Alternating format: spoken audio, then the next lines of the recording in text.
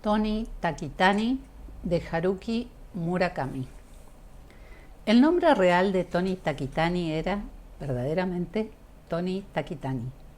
Debido a su nombre, en el registro civil figuraba, por supuesto, Toni Takitani, y a que tenía las facciones muy pronunciadas y el pelo rizado, cuando era pequeño solían tomarlo por un niño mestizo, porque en plena posguerra había montones de niños por cuyas venas corría sangre de soldados norteamericanos.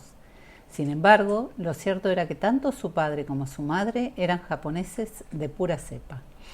Su padre se llamaba Yosaburo Takitani y era un trombón de jazz que había disfrutado de cierta fama en la preguerra, pero 4 años antes de que estallara la Guerra del Pacífico se metió en un lío de faldas, tuvo que abandonar Tokio y, dispuestos a marcharse, decidió irse a China, llevándose solo su instrumento.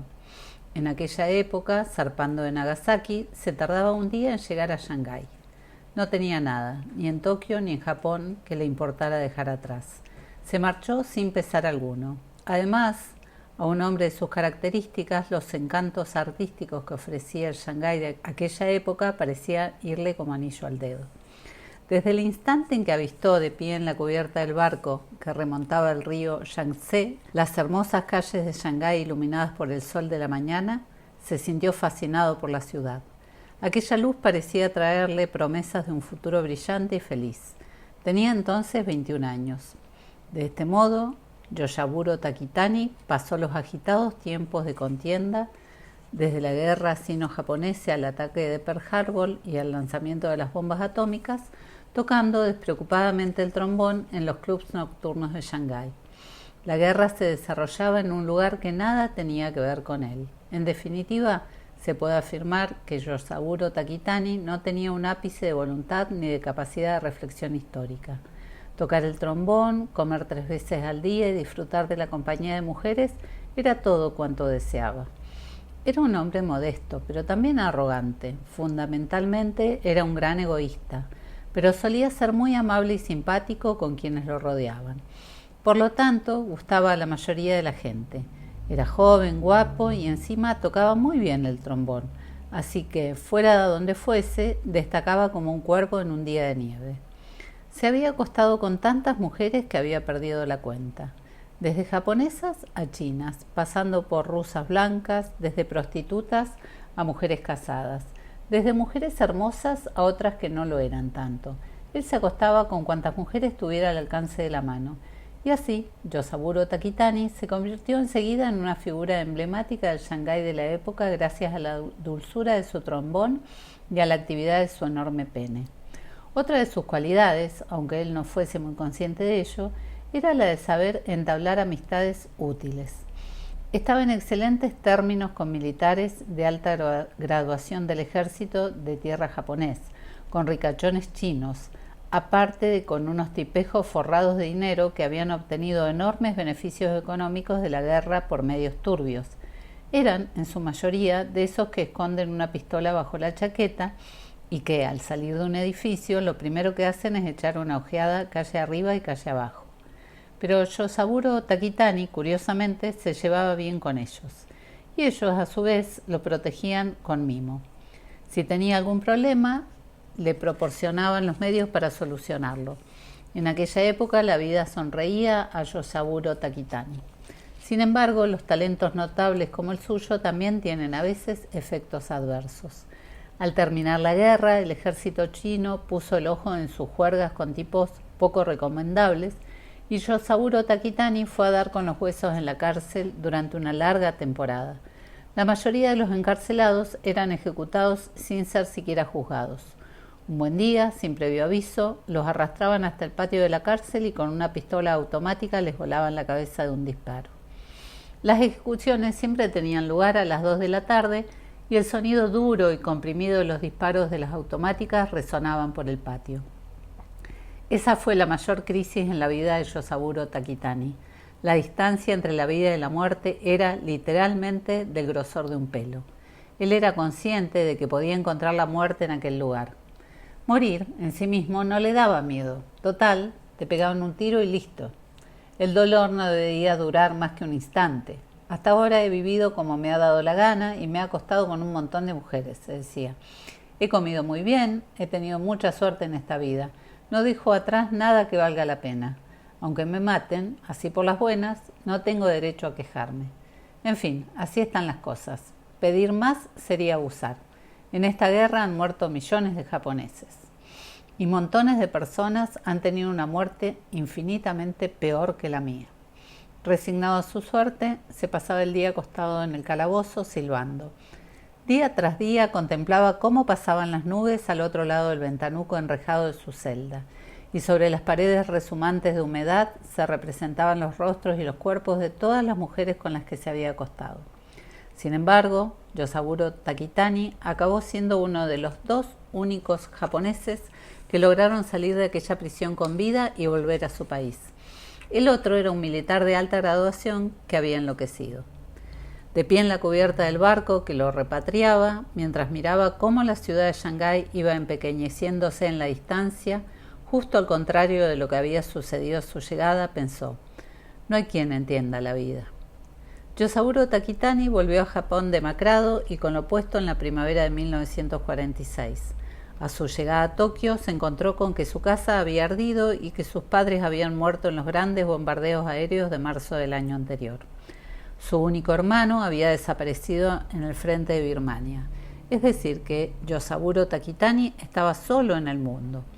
Este hecho, sin embargo, no lo afligió demasiado y tampoco representó un golpe terrible para él. Por supuesto que experimentó cierta sensación de pérdida. Pero esto en la vida te pasa antes o después, se dijo. Tomes el camino que tomes, un día u otro acabas solo.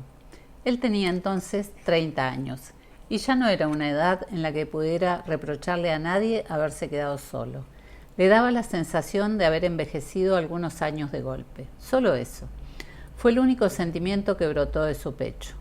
Sí, Yosaburo Takitani había logrado de una manera o de otra sobrevivir, y puesto que lo había conseguido, ahora tendría que estrujarse los sesos para seguir sobreviviendo.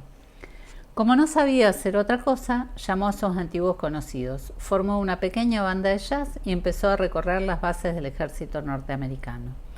Allí hizo uso de su innato don de gentes y entabló amistad con un comandante amante del jazz. El comandante era un clarinete bastante bueno de Nueva Jersey, de origen italiano. Como el comandante trabajaba en el departamento de abastecimiento, podía traerle de Estados Unidos todos los discos que necesitara. En sus ratos libres solían tocar jazz juntos. Yosaburo Takitani frecuentaba también el cuartel del comandante y mientras bebían cerveza escuchaban discos del alegre jazz de Bobby Hackett, Jack Teagarden o Benny Goodman y se esforzaban en copiar sus frases. El comandante le proporcionaba, en las cantidades que él quería, leche, chocolate y otros alimentos muy difíciles de conseguir en aquella época. Pues no son tan malos tiempos, pensaba Yosaburo Takitani. Se casó en el año 1947. La novia era una pariente lejana por parte de madre. Un día se la encontró por la calle. Fueron a tomar un té, intercambiaron noticias de la familia y hablaron de los viejos tiempos. Después volvieron a verse y pronto, no se sabe por qué, probablemente porque ella se quedó embarazada, decidieron irse a vivir juntos. Esto es al menos lo que Tony Takitani había oído de boca de su padre. No sabía cuánto había querido Yosaburo Takitani a su esposa. Era una mujer muy bonita y callada, pero de constitución débil, le había dicho su padre. Al año de la boda nació un niño. La madre murió 3 días después del parto. Murió en un abrir y cerrar de ojos y fue cremada en un abrir y cerrar de ojos. Tuvo una muerte muy tranquila, sin ningún conflicto, sin apenas sufrir. Murió consumiéndose lentamente, como si alguien a su espalda hubiera apagado la luz. Yosaburo Takitani no sabía cómo debía sentirse frente a aquella muerte. Se sentía perdido ante este tipo de emociones. Era incapaz de comprender con exactitud qué significaba la muerte y no podía deducir ni juzgar qué consecuencias le reportaría a él aquella pérdida. Lo único que podía hacer era aceptarlo como un hecho consumado. En consecuencia, tenía la sensación de que llevaba una especie de disco plano metido en el pecho, pero no tenía ni idea de qué tipo de objeto era ni de por qué se hallaba allí. Solo sabía que llevaba aquello dentro y que le impedía pensar en otra cosa. Por esa razón, Yosaburo Takitani se puso la semana posterior a la muerte de su esposa casi sin pensar en nada. Ni siquiera se acordó de su hijo, al que había dejado en el hospital. El comandante permaneció a su lado e intentó consolarlo. Todos los días bebían juntos en el bar de la base. El comandante lo aleccionaba, le decía que tenía que ser fuerte, porque lo más importante en aquel momento era criar a su hijo como era debido. Yosaburo Takitani no comprendía de qué diablos le estaba hablando, pero asentía en silencio. El afecto que se desprendía de aquellas palabras podía captarlo incluso él. Luego el comandante le dijo, como si se le ocurriera de repente, que si estaba de acuerdo él podía ser el padrino del niño. Sí, porque pensándolo bien, Yosaburo Takitani todavía no había dado ningún nombre a su hijo. El comandante sugirió ponerle al niño su nombre, Tony. Se mire como se mire, no parecía un nombre muy adecuado para un niño japonés, pero al comandante ni siquiera se le pasó por la cabeza si era o no apropiado. Yosaburo Takitani al llegar a casa escribió Tony Takitani en un papel, lo pegó en la pared y lo estuvo contemplando durante unos días. ¿Tony Takitani? No está mal, pensó. La era norteamericana aún continuaría durante algún tiempo y tal vez fuese una buena idea ponerle al niño un nombre norteamericano. A lo mejor le sería útil. Sin embargo, para el niño que llevaba ese nombre, la vida no fue precisamente un camino de rosas. En la escuela se burlaban de él llamándolo mestizo, y la gente, cuando pronunciaba su nombre, ponía cara de extrañeza o de desagrado. La mayoría se lo tomaba como una broma de mal gusto, e incluso había quien se enojaba. Cierto tipo de personas, por el mero hecho de estar frente a un niño que se llamaba de ese modo, sentían que se les reabrían viejas heridas del pasado. Todo eso hizo de Tony Takitani un muchacho con una marcada tendencia a encerrarse en sí mismo. No hizo una sola amistad que pudiera considerarse como tal, pero eso no parecía afectarle demasiado. Para él, estar solo era lo más natural del mundo, o incluso una especie de premisa de su vida. Desde que tuvo uso de razón, su padre había estado ausente, de gira con la banda de jazz. De pequeño lo había cuidado una empleada doméstica y a partir del último año de primaria empezó a arreglárselas solo. Cocinaba solo, echaba la llave solo y dormía solo. No sentía soledad. Era más cómodo hacer las cosas por sí mismo que tener a alguien agobiándole todo el día. Yosaburo Takitani, después de la muerte de su esposa, por la razón que fuese, no volvió a casarse. Por supuesto tenía una novia tras otra, pero jamás llevó a una sola mujer a casa. Tanto el padre como el hijo estaban acostumbrados a arreglárselas solos. Su relación no era tan distante como cabría esperar de dos personas que viven de ese modo. Sin embargo, ambos estaban muy avesados a la soledad y, por lo tanto, ninguno de los dos dio el primer paso para abrir su corazón al otro. Simplemente no necesitaban hacerlo. Yosaburo Takitani no estaba hecho para ser padre y a Tony Takitani tampoco le iba el papel de hijo. A Tony Takitani le gustaba el dibujo y se pasaba las horas encerrado en su habitación dibujando. Le gustaba especialmente reproducir aparatos. Con la punta del lápiz afilada como una aguja, plasmaba con asombrosa exactitud cada detalle de bicicletas, radios y todo tipo de máquinas. Incluso cuando dibujaba flores, captaba cada uno de los nervios de las hojas. Solo sabía dibujar de esa forma. En las demás asignaturas, sus notas no eran nada del otro mundo, pero en dibujo eran excelentes. Y en los concursos siempre solía ganar el primer premio. Por lo tanto, el hecho de que al finalizar el colegio ingresara en la Facultad de Bellas Artes y luego se hiciera ilustrador fue lo más natural del mundo. A partir del primer año de universidad, sin que ninguno de los dos lo propusiera, como si fuera lo más lógico, padre e hijo empezaron a vivir cada uno por su cuenta. De hecho, ni siquiera tuvo la necesidad de considerar otras posibilidades. Mientras los jóvenes como él sufrían y se sentían perdidos, él iba trazando sus precisos dibujos mecánicos en silencio, sin pensar en nada. En una época en la que los jóvenes se rebelaban con violencia contra el poder y el sistema, casi ninguno de los que lo rodeaba valoraba aquellos dibujos tan extremadamente prácticos. Al mirarlos, los profesores de Bellas Artes no tenían más remedio que sonreír. Sus compañeros le criticaban su falta de contenido ideológico. Tony Takitani, a su vez, no lograba encontrarle las gracias a los dibujos con contenido ideológico de sus compañeros. A sus ojos eran inmaduros, feos e inexactos. Una vez terminada la universidad, la situación dio un vuelco. Gracias a su técnica extremadamente práctica, realista y utilitarista, a Tony Takitani nunca le faltó trabajo, pues nadie era capaz de reproducir con tanta precisión máquinas y elementos arquitectónicos complicados. Es más real que el original, afirmaba todo el mundo. Sus dibujos eran más exactos que una fotografía y tan fáciles de comprender que cualquier explicación era superflua. En un abrir y cerrar de ojos se convirtió en uno de los ilustradores más solicitados, desde dibujos para portadas de revistas de automóviles hasta ilustraciones para anuncios, siempre y cuando se tratara de mecanismos. Él aceptaba cualquier encargo. Trabajar le divertía, aparte de reportarle unos beneficios considerables. Mientras tanto, Yosaburo Takitani continuaba tocando incansablemente el trombón. Llegó la época del jazz moderno, llegó la época del jazz libre, llegó la época del jazz electrónico, pero Yosaburo Takitani siguió siempre con el viejo jazz. No era un músico de primera categoría, pero su nombre era bastante conocido y siempre tuvo trabajo. Disfrutaba con la comida, no le faltaban mujeres. Si consideramos la vida en términos de satisfacción o insatisfacción personal, la suya fue una de las más afortunadas. Tony Takitani trabajaba sin desperdiciar un instante y no tenía ninguna afición cara, así que a los 35 años ya había amasado una pequeña fortuna. Aconsejado por alguien, compró una gran casa en Setagaya y adquirió varios departamentos para ponerlos en alquiler. Un asesor fiscal se ocupaba de todo. Tony Takitani había salido con unas cuantas chicas, incluso había vivido con una, aunque solo durante un corto periodo de tiempo. Pero jamás había pensado en casarse, no sentía la menor necesidad de hacerlo. La comida, la limpieza y el lavado de la ropa se las hacía de él solo, y cuando el trabajo se lo impedía, contrataba a una asistenta. Jamás había deseado tener hijos. Tampoco tenía amigos a quienes consultar las cosas o a quienes poder abrirles el corazón. Ni siquiera tenía alguien con quien salir de copas. Eso no significaba que fuera una persona huraña. No era tan simpático como su padre, pero en su vida diaria se relacionaba con absoluta normalidad con quienes lo rodeaban. No fanfarroneaba ni presumía, no se justificaba a sí mismo, no hablaba mal de nadie.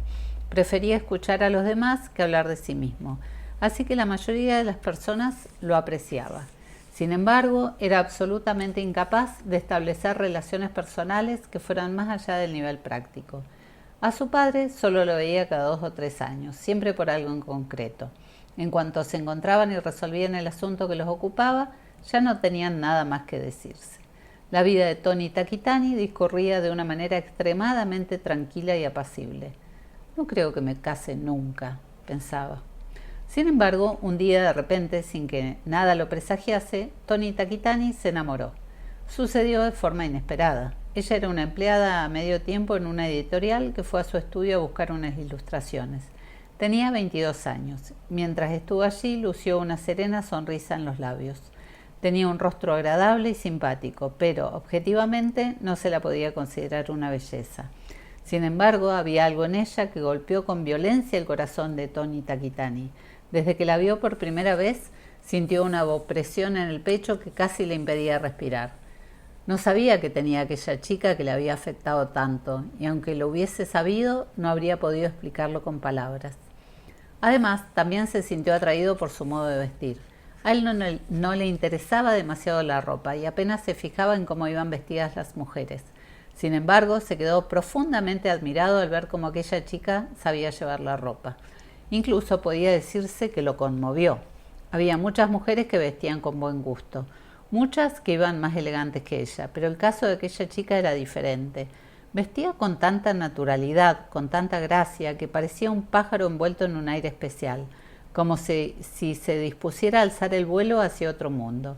Nunca había visto a alguien que llevara la ropa con tanta alegría, y a su vez la ropa, al envolverla, cobraba una nueva vida. Ella le dio las gracias y se marchó. Pero después que recogiera el trabajo y se marchara, Tony Takitani siguió desconcertado. Permaneció sentado ante la mesa, aturdido, incapaz de hacer nada hasta que anocheció y la habitación quedó a oscuras. Al día siguiente llamó a la editorial y se inventó la primera excusa que se le ocurrió para que ella tuviera que volver a su estudio. Después del trabajo la invitó a comer y estuvieron charlando de cosas sin importancia. Pese a llevarse más de 15 años, curiosamente tenían mucho en común. Hablaran de lo que hablaran, coincidían. Era la primera vez que a ambos les ocurría una cosa semejante. La chica al principio estaba un poco tensa, pero luego se fue relajando y empezó a reír y a charlar por los codos. «Tienes muy buen gusto en el vestir», la alabó Tony Takitani al despedirse. «Es que me gusta mucho la ropa», contestó ella tímidamente. «Casi todo el sueldo me lo gasto en vestidos». Se vieron más veces, no iban a ningún sitio especial, simplemente se sentaban en algún lugar tranquilo y charlaban. Hablaban de sí mismos, del trabajo, de cómo se sentían o de qué pensaban sobre diversas cosas. Hubieran podido continuar charlando eternamente sin hartarse. Hablaban y hablaban como si estuvieran llenando algún vacío. Y la quinta vez que se vieron, Tony Takitani le pidió que se casara con él. Pero ella tenía un novio con el que salía desde el colegio. Con el paso del tiempo, la relación con este se había ido deteriorando y habían llegado al punto de pelearse por cualquier tontería cada vez que se veían. A decir verdad, cuando estaba con él, ella no se sentía tan libre como con Tony Takitani y tampoco se divertía tanto. Pero no podía romper el noviazgo de un día para otro. Ella tenía sus razones. Además, se llevaban 15 años. Ella todavía era joven, apenas tenía experiencia, y no podía prever lo que esa diferencia de edad podría significar en el futuro. Le pidió tiempo para pensarlo. Mientras ella reflexionaba, Tony Takitani vivió unos días infernales. No podía trabajar, bebía todos los días solo. La soledad se le hizo tan opresiva que lo paralizaba, provocándole una gran angustia. La soledad empezó a parecerle una prisión. Y pensar que nunca me había dado cuenta, se decía. Contemplaba con ojos desesperados los fríos y gruesos muros que lo rodeaban. Si ella no quiere casarse conmigo, moriré, pensó. Fue a su encuentro y se lo explicó todo, que hasta entonces había estado siempre solo y que se había perdido una infinidad de cosas y que ella le había hecho ser consciente de su soledad. Ella era una chica inteligente. Tony Takitani le gustaba. Al principio le había caído simpático y conforme lo había ido tratando,